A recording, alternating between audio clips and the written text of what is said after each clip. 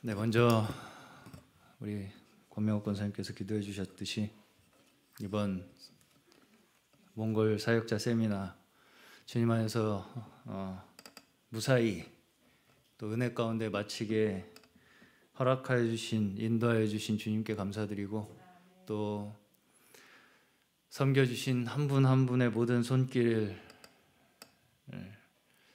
그 동역 가운데에도 깊은 감사를 드립니다. 네.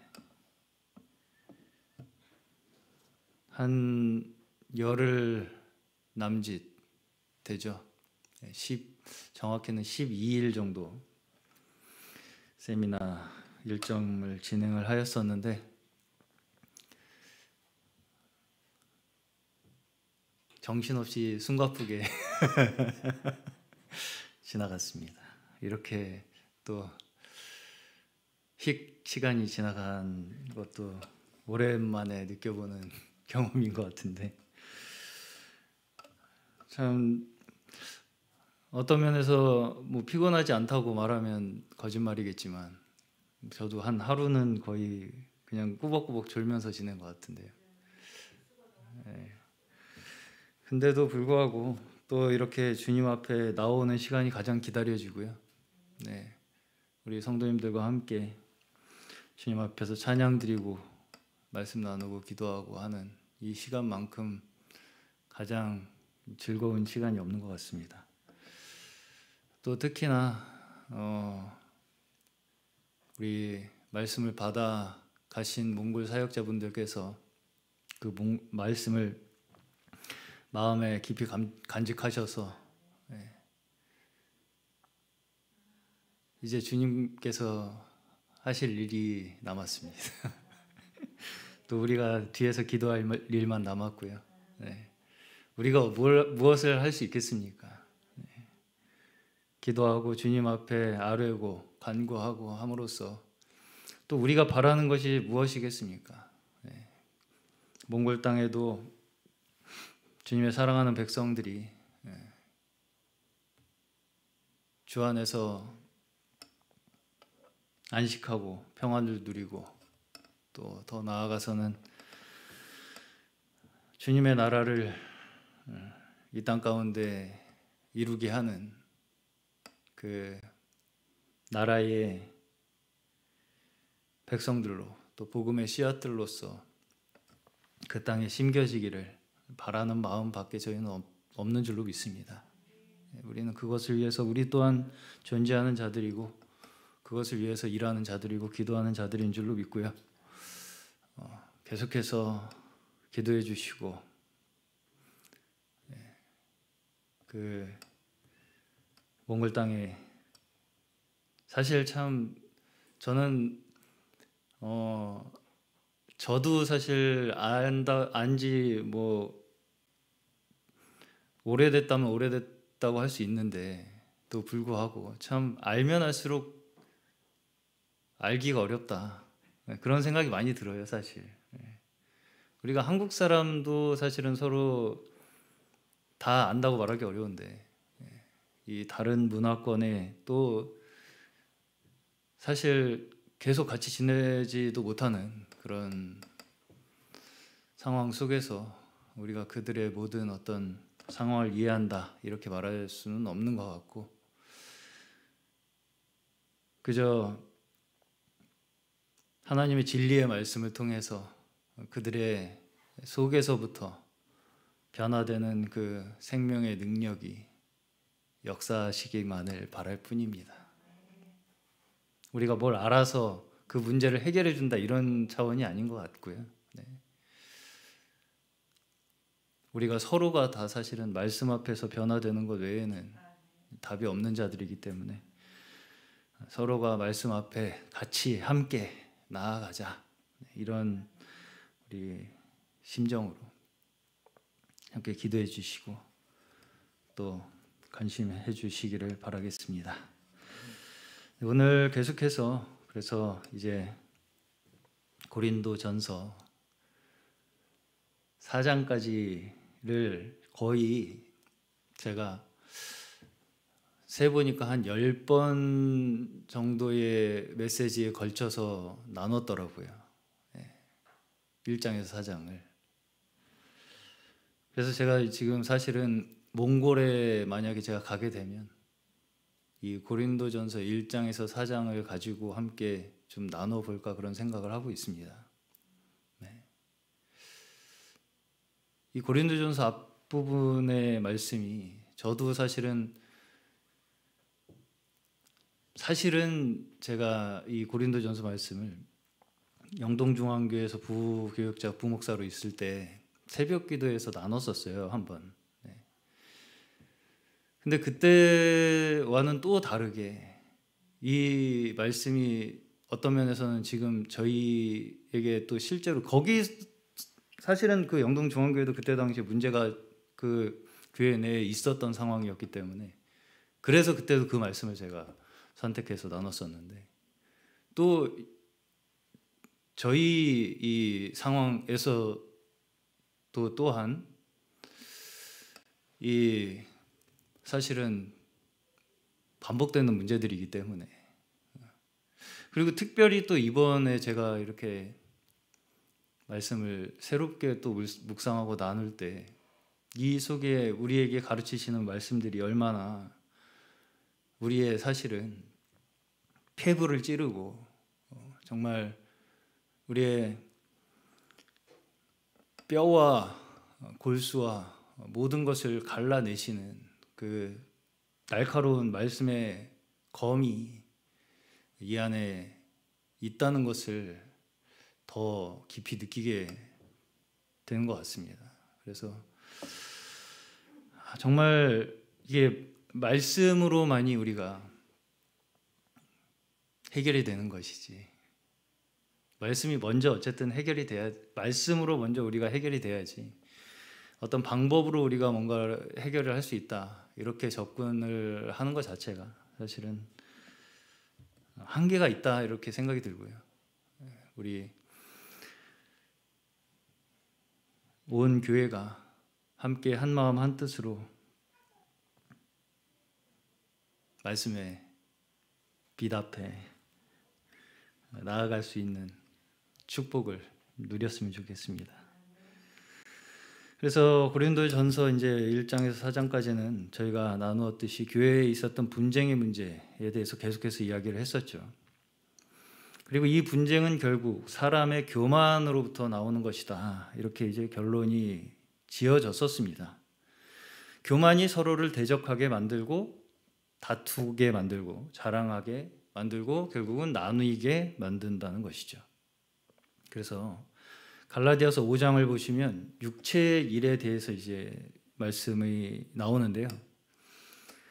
19절부터 보시면 육체의 일은 현저하니 곧 음행과 더러운 것과 호색과 우상숭배와 술수와 원수를 맺는 것과 분쟁과 시기와 분냄과 당짓는 것과 불리함과 이단과 투기와 술취함과 방탕함과 또 그와 같은 것들이라. 여기서 보시면 결국은 교회 내의 육체의 일을 내버려둔 결과, 방치한 결과로 나타나는 것이 결국은 결과적으로 어떤 결과로 나타났냐면 이 사단에게 악한 자들의 그 세력의 교회의 문을 활짝 열어주는 결과가 되는 것을 볼 수가 있습니다. 결국은 이것이 무엇을 이 방치하는 것이 되는 것이냐면 나를 위한 작은 여지를 남겨두는 것입니다. 다시 말씀드리면 조금 더 내가 다른 사람보다 우월하고자 하는 것, 그리고 다른 사람을 판단하는 위치에 서려고 하는 것, 그런 것들이 사실은 처음에는 그렇게 크게 느껴지지 않아요. 이게 뭐가 그렇게 큰 문제냐, 내가 그렇게 어떤 상황을 판단하고 뭔가 좀 더 내가 잘 안다라고 생각하는 그런 것들이 그렇게 뭐가 큰 문제냐, 누구나 가지고 있는 것이 아니겠냐라고 생각하면서 그런 것들에 대한 이 문제들을 교회에서 그냥 자연스럽게 그냥 그런 일들이 교회에서 당연히 일어나는 것처럼 그렇게 이루어지게 되면 결국은 그러한 결과가 육체의 모든 죄악을 다 수용하게 하는 그런 결과를 가지고 오게 된다는 것입니다. 그래서 열왕기상 12장을 보시면요, 여로보암이라는 왕이 나와요. 여로보암. 이 여로보암이라는 왕이 누구냐면 남유다와 북이스라엘로 분열이 되게 하는 그 북이스라엘의 초대 왕이 이 여로보암이라는 왕입니다. 근데 이 여로보암이 어떤 일을 했냐면 산당이라는 것을 지어요. 왜 지었냐면 이 여로보암이 이제 북이스라엘의 왕이 됐잖아요. 10지파의 왕이 됐어요. 그런데 여전히 성전은 예루살렘 남유다의 지역에 있었다는 것이죠. 그래서 백성들이 이 제사를 지내기 위해서는 또 계속해서 예루살렘으로 가야만 했었던 이 상황 속에서 백성들이 제사를 예루살렘으로 가야 하는 일이 계속 반복이 되다 보면 결국은 내 권력이 뭔가 약해질 것이 걱정이 됐던 거예요. 그래서 다시 솔로몬의 그때 이제 르호보암이라는 왕이었는데 그 사람에게 이 나라가 넘어갈까, 자신의 권력이 넘어갈까 하는 이것이 걱정되다 보니까 이제 예루살렘 성전이 아니라 베델과 단이라는 곳에 산당을 세우고 레위 자손이 아닌 사람을, 보통 백성을 제사장으로 세우게 되는 그런 일을 하게 됩니다. 그러면서 거기다가 심지어 베델과 단에 금송아지를 2개를 만들어서 하나씩 놓고서 제사를 지내게 만들죠. 그래서 이 여로보암이라는 왕이 결국 열왕기하 17장에 보시면 이 여로보암이 범한 죄가 이스라엘에서 끝까지 떠나지 않는 이 이스라엘의 심지어 결국은 멸망하는 문제의 근원으로 이렇게 지목이 되는 것을 볼 수가 있어요.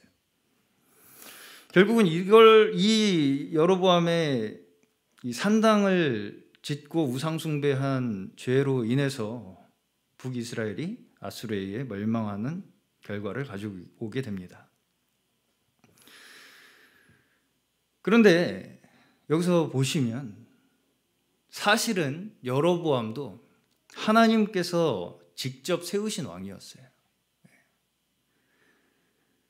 이스라엘 민족이 타락함으로 인해서 하나님께서 민족을 둘로 나누시면서 10지파의 왕으로 직접 하나님께서 불러서 세우신 왕이 이 여로보암이었습니다.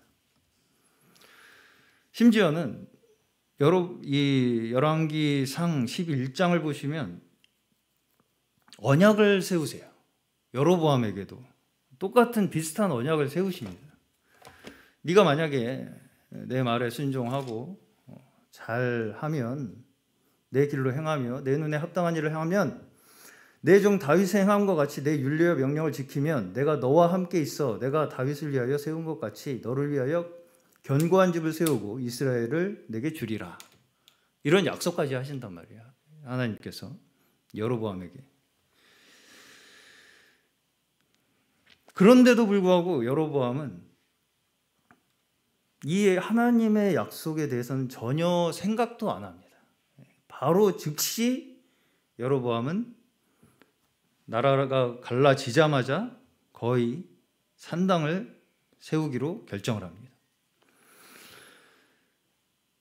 그리고 이 산당의 결과는 결국 우상 숭배의 원인이 되었고요. 그 우상 숭배 의식에 대하여는 열왕기하 17장에서 나오게 되는데 자녀를 불살르는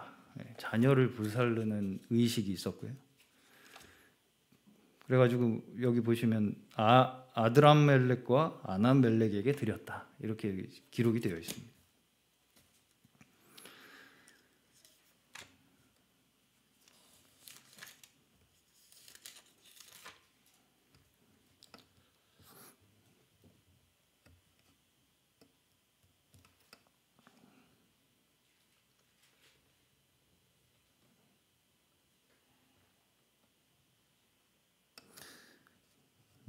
그리고 뭐 이제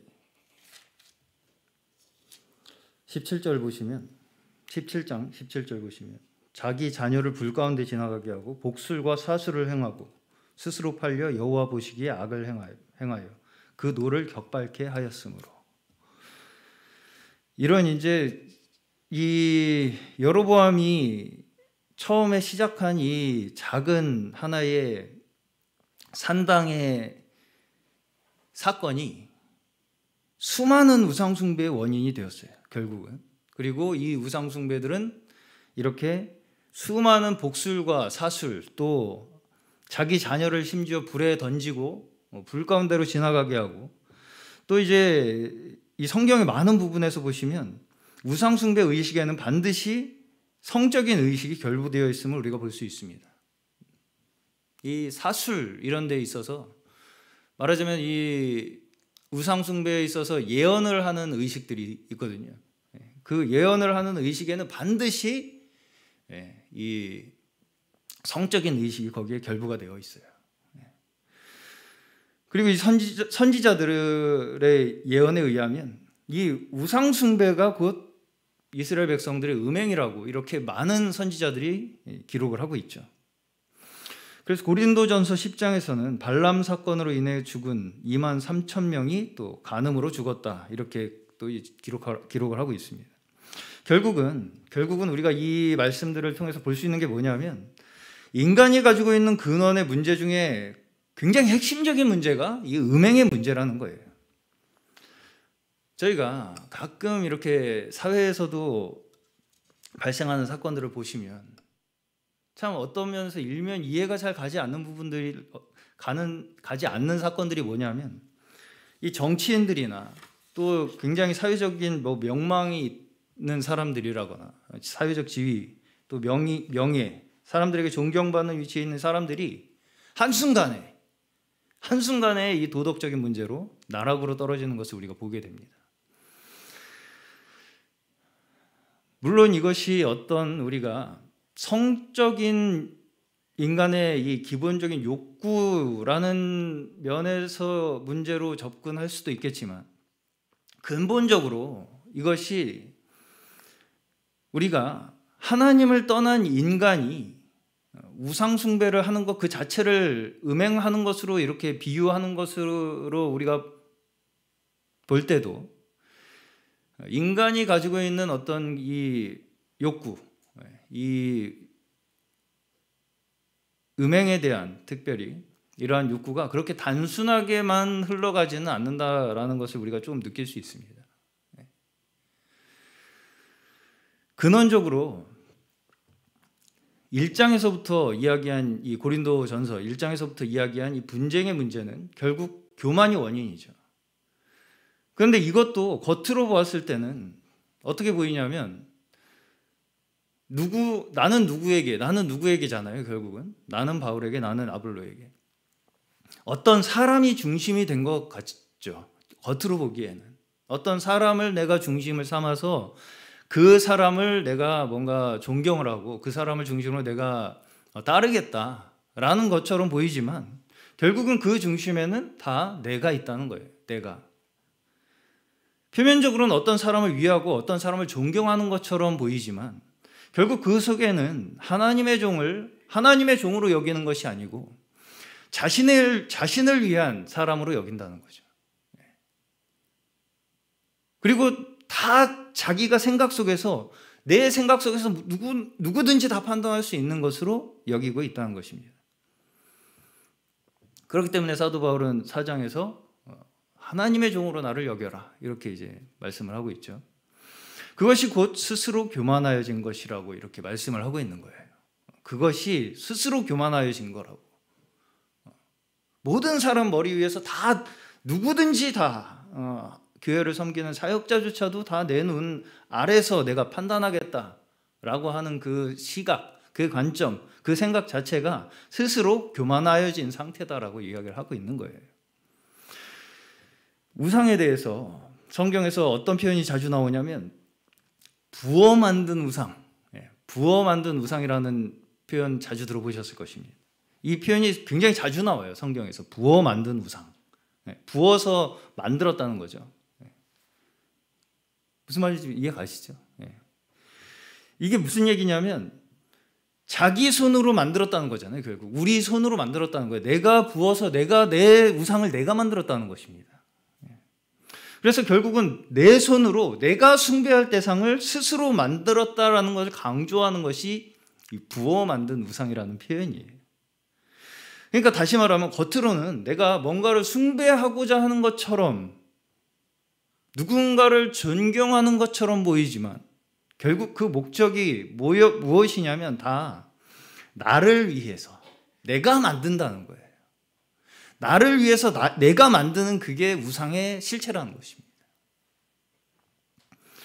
그리고 이 일들의 모든 목적이 다 나를 위한 것이기 때문에 이러한 일의 결과는 결국 아까 읽은 갈라디아서 5장에서처럼 항상 결과는 굉장히 현저한 일로 나타난다는 거예요.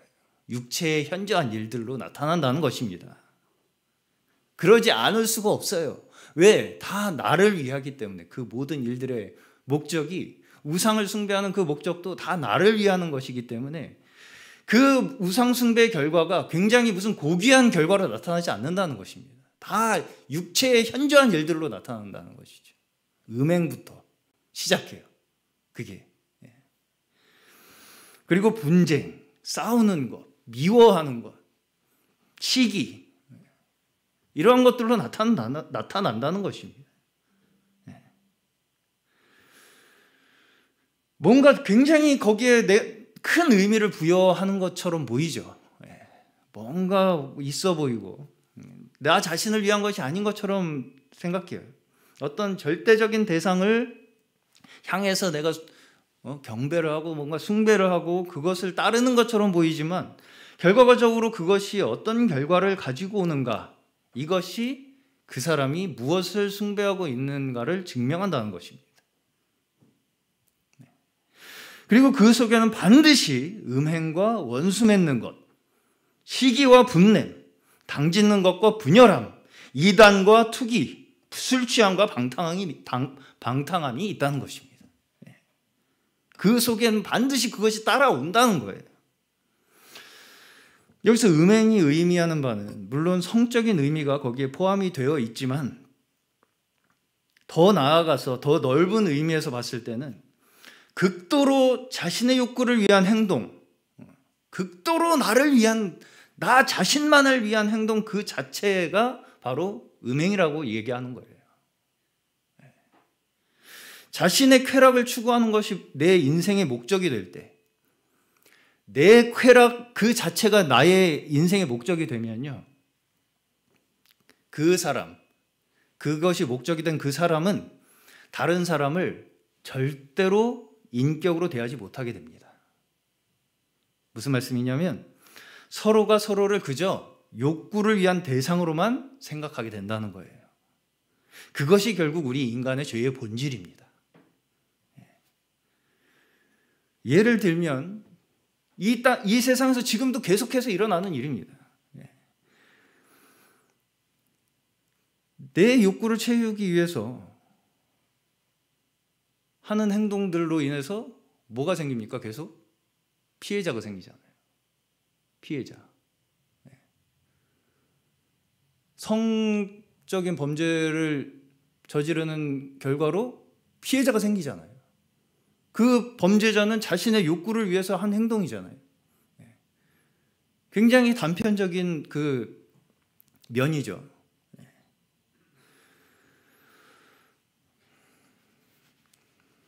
그것이 뭐냐면 결국은 사실상 이 인간의 죄의 본질이라는 것이 뭐냐면 내 욕구를 채우기 위해서 뭡니까? 다른 사람을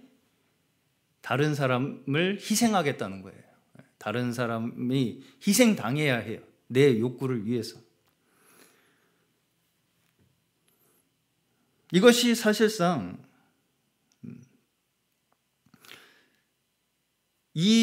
우리를 지배하는 이 욕구가 우리를 크게 지배하면 지배할수록 반드시 우리의 욕구에 의해서 누군가는 희생이 되어야 합니다. 내가 내 욕구를 크게 채우겠다고 생각을 하면 할수록 누군가는 반드시 그것에 의해서 희생이 돼야 된다는 것이죠. 이것이 사실상 자녀를 불 속에 던져넣는 행위와 마찬가지의 원칙입니다.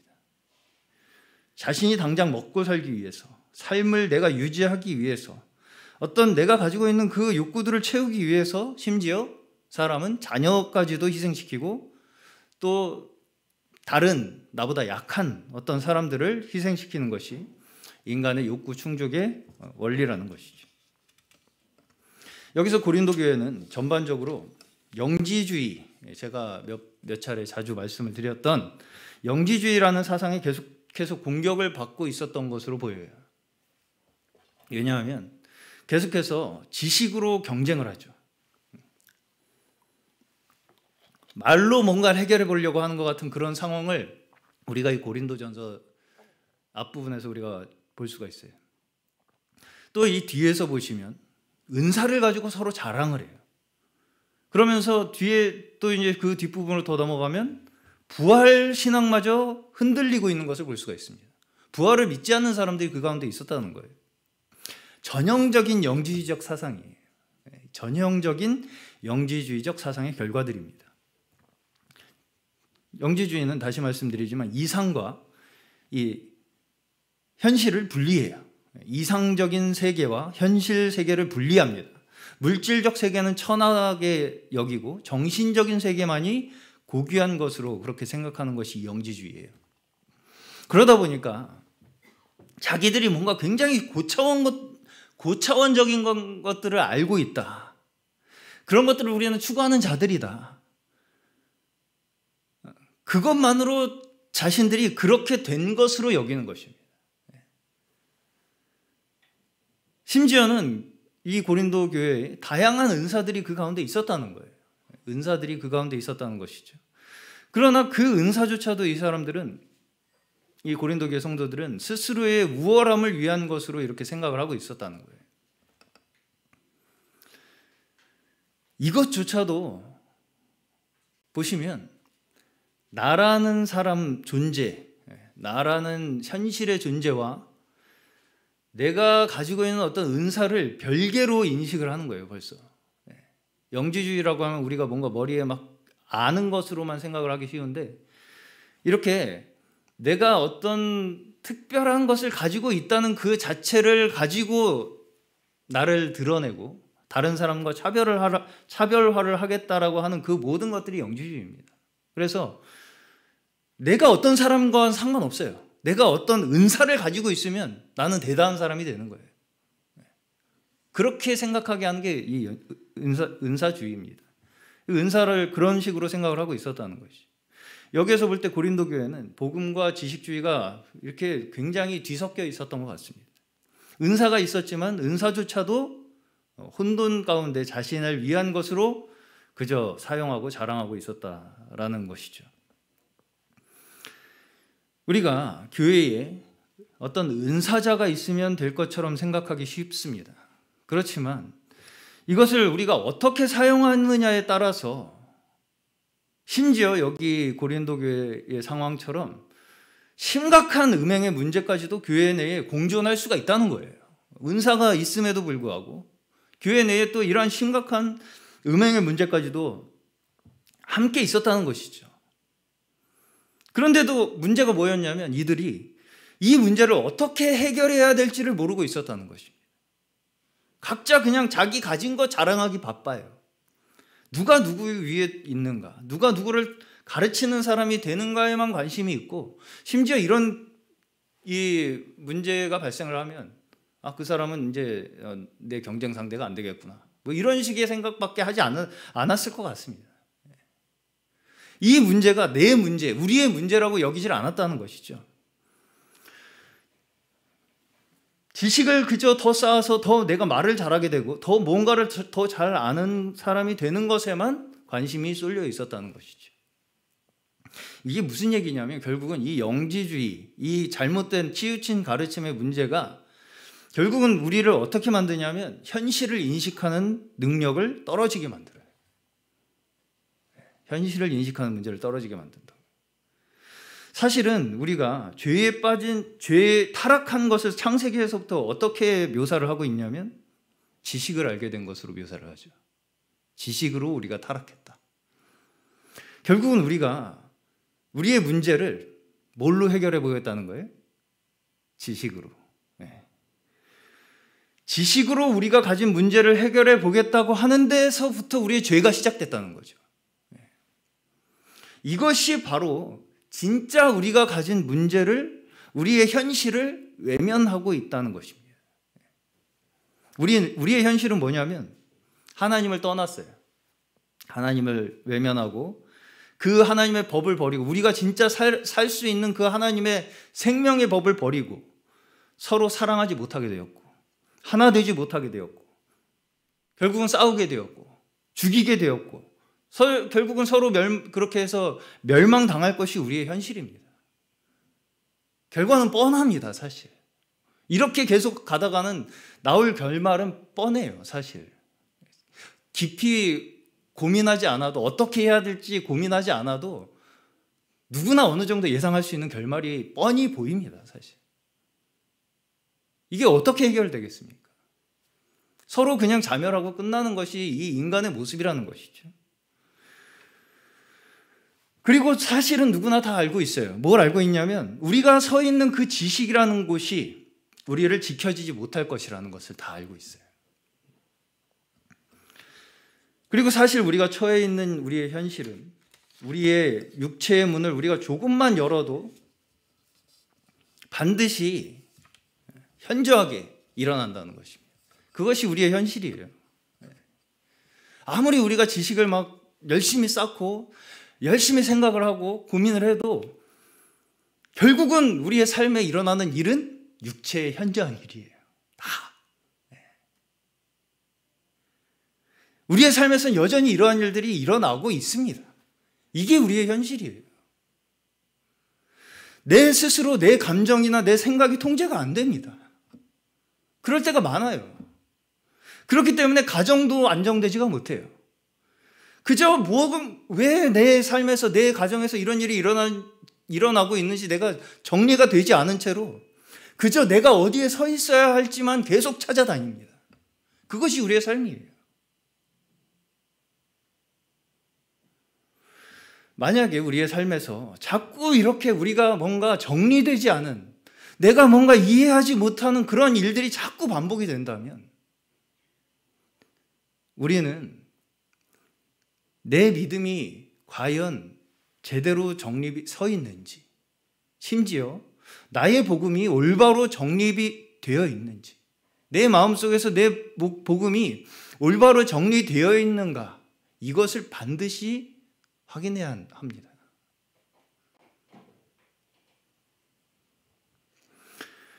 그저 우리의 신앙생활을 하나의 우리가 살아가는 도구 정도로 사용해서 나를 위한 삶을 여전히 그 신앙생활이라고 하는 것조차도 나를 위해서 살아가고 있지는 않은지, 왜 자꾸 내 주변에서는 이렇게 정리되지 않은 일들이 이 고린도 교회의 상황처럼 그렇게 지식을 추구하고 은사를 자랑하던 이 교회 속에 이렇게 말도 안 되는 음행의 일이 발생을 하는, 이런 뭔가 그러면서도 어떻게 해야 될지 모르는, 이걸 어떻게 처리해야 될지 모르는 이런 상황 속에 처해 있는 이 교회처럼 우리의 삶도 마찬가지라는 거예요.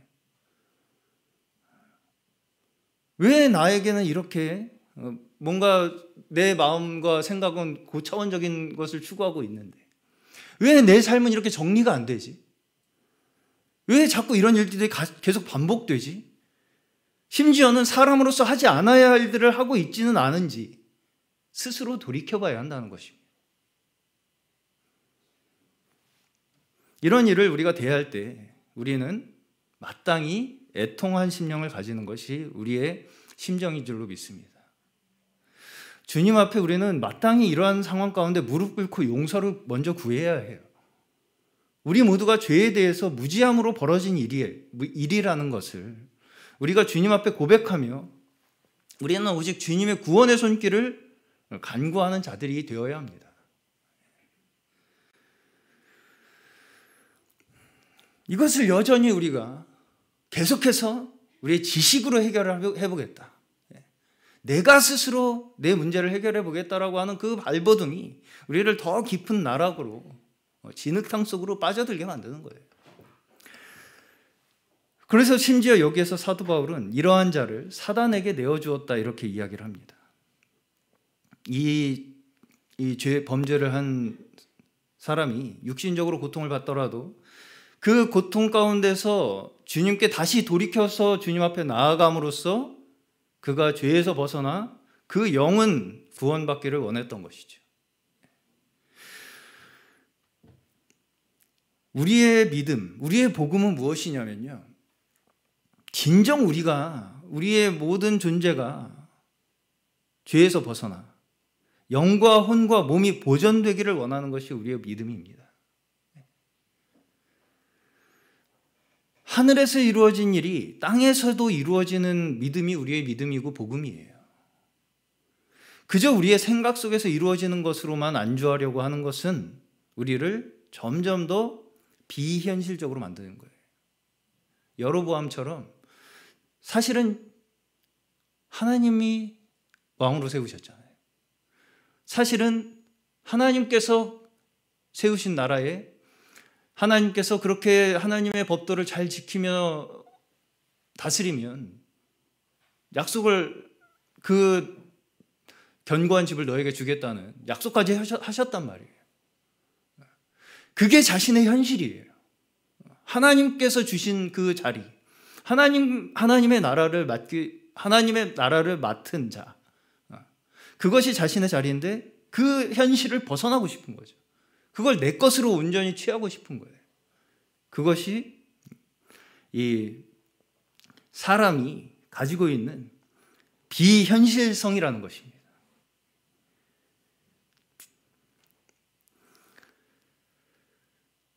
그런데 이것을 우리가 스스로 깨닫기는 사실 힘들다는 거예요. 스스로 깨닫기가. 고린도 교회 성도들도 뭘 자랑했냐면 자신들의 신앙적인 지식과 은사였습니다. 이게 뭔가요? 뭘 자랑한 건가요? 교회를 사역한다는 방법들이었잖아요. 어떻게 우리는 교회를 사역하는 것이 잘하는 거다.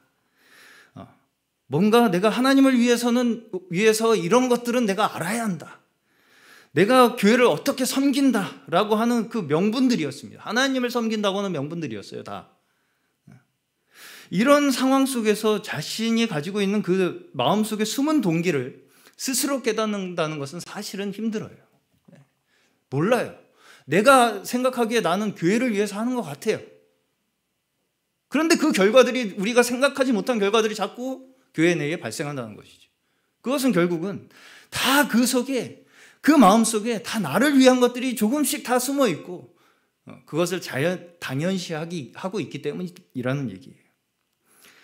그렇기 때문에 필요한 것이 무엇이냐면 이런 일을 영적인 시각으로 진단하는 사역자가 필요한 것입니다. 지금 교회에 일어나는 문제가 무엇이고, 지금 이런 문제는 어떤 성격의 문제이고, 어디에서부터 나온 문제이고, 그리고 어떻게 해서 이 문제가 해결되어야 하는지 주 안에서 판단하는 그 사역자의 가르침으로 인해 교회는 지켜나가지는 것입니다. 이걸 받아들이는 게 중요해요. 그래서 이것을 온 교회가 하나님의 말씀으로 받고 순종함으로 받아들이고, 또 사역자가 충성을 다해서 섬길 수 있도록 하는 것이 사실은 성도들이, 교회가 순종함으로써 그렇게 되는 거예요.